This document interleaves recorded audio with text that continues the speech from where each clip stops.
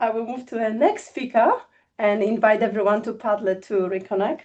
And we have with us Salman Yousaf, also from New Zealand.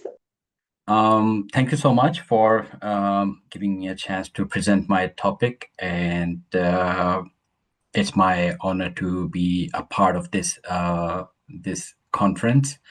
My topic is, as you said, it's Indigenous food sharing practices to inform the design and experiences of contemporary transformative service initiatives. And my name is Salman Yousaf, and I am a PhD student at University of Canterbury. I'm originally from Pakistan. It's my second year to be being a student in my PhD. We conducted a systematic literature review on Indigenous food sharing practices across cultures, and I would like to acknowledge my supervisors who also co-authored this paper, Jörg Finsterwalder, Lucia Zane, and Denise Conroy. So I would like to start with the question, do you know that the total crop production of the world is 9.9 billion tons? And the world's total population is almost 8 billion. And if we do the simple math, we can easily come up with an answer that there is more than 1 ton of food is available for each person. And I'm just talking about the crop production, not the meat industry or food that we harvest from the sea.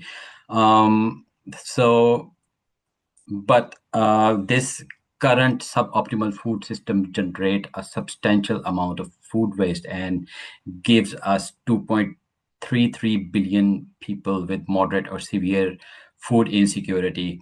It also contributes to 1 trillion worth of food waste and lost every year. That contributes to 8 to 10% of all greenhouse gas emissions. So with that, we can see that there are a lot of gaps and loopholes in our food system. And United Nations Environmental Program recently emphasizes on developing pragmatic initiatives to redistribute that surplus food that becomes waste. We know we have existing food-related initiatives that typically fail to address this issue, and it is because of many reasons, such as they fail to empower consumers. They are unable to identify the underlying reasons for the food waste. They perpetuate the stigma towards surplus food acceptance, and so on and so forth.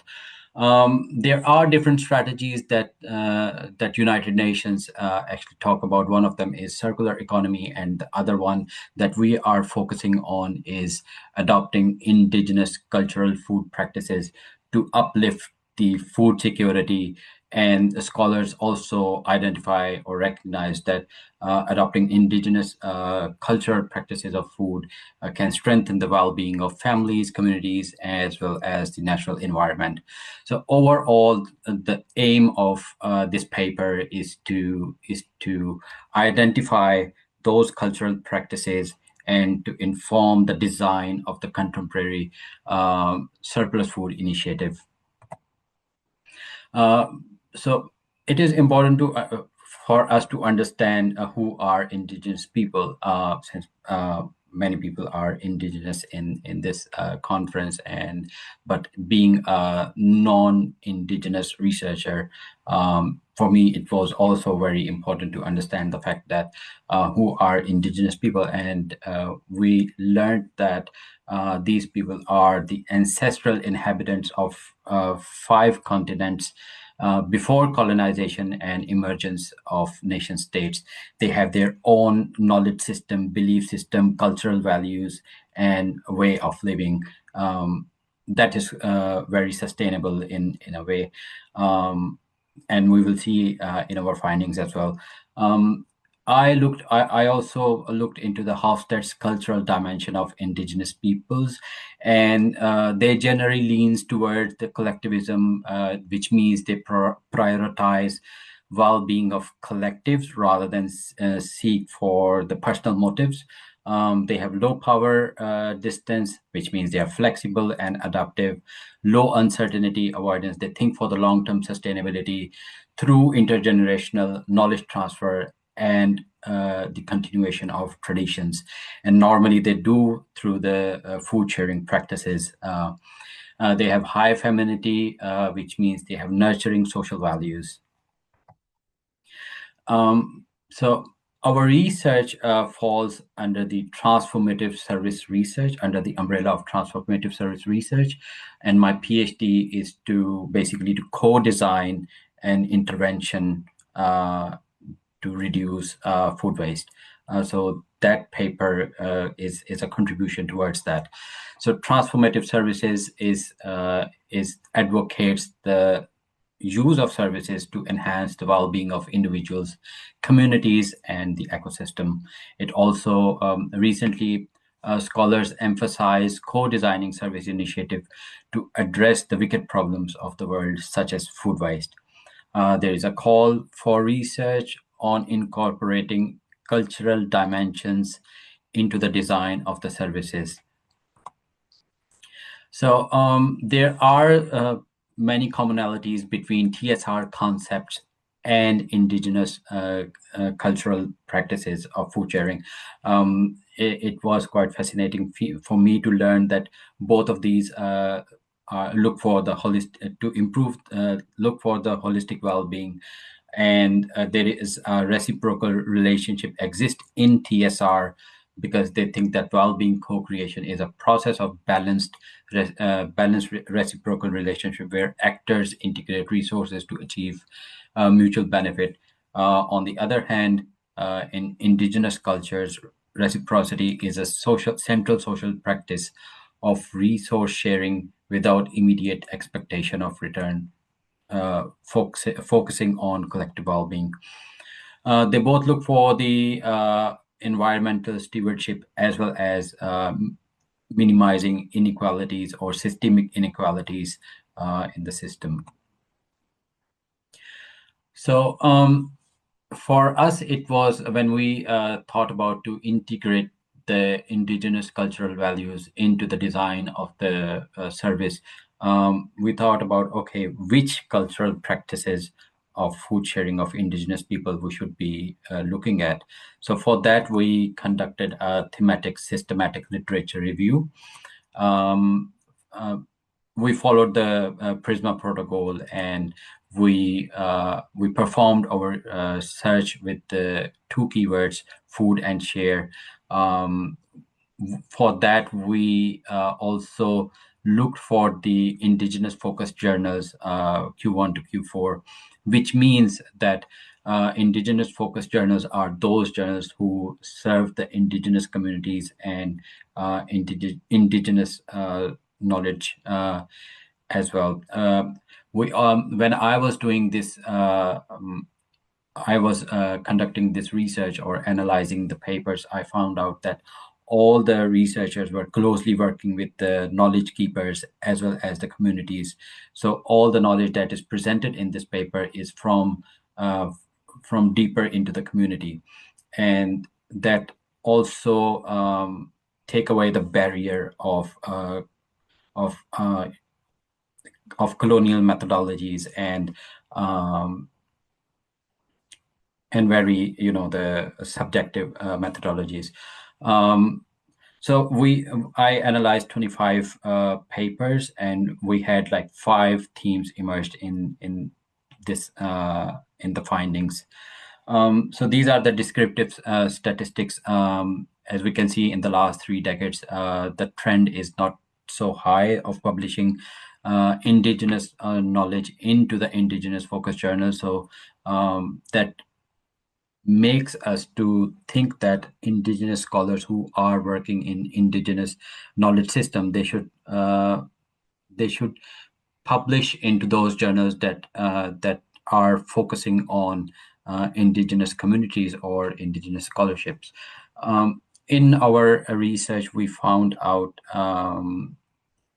the articles I had I have to analyze four groups of indigenous populations emerged, and most of the coverage received by Inuits, followed by the First Nations, and two articles were on Maori and one on Tongan.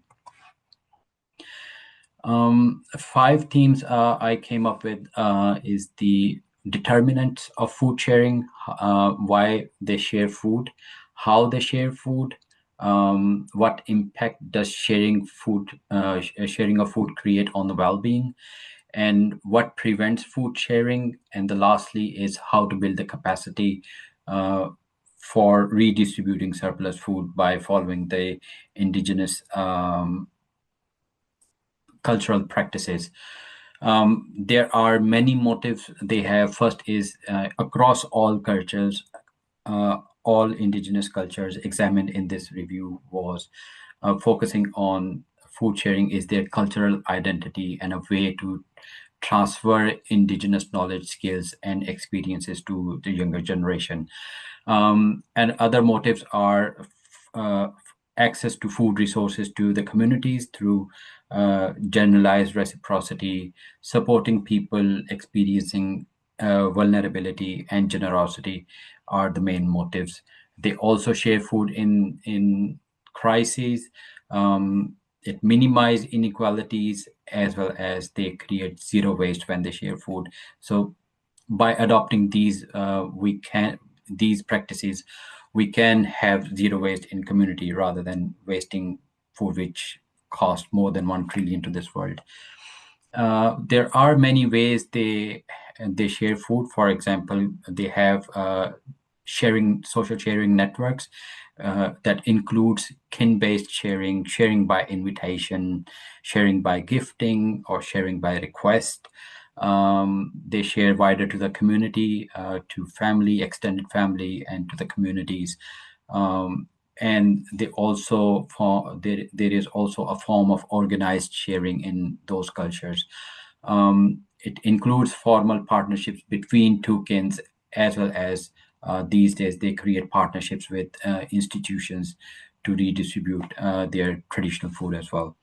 So the main reason for this is to contribute to the well-being of personal well-being as well as the community and the environmental well-being. So all the holistic well-being is identified in that review. But due to the colonization and so changes in social culture and changes in economic systems, dietary changes, climate change, and government policies, they face multiple barriers to share their food or share their harvests within the community or the extended families. But by adopting these practices, we can enhance food security. We can implement circular approaches.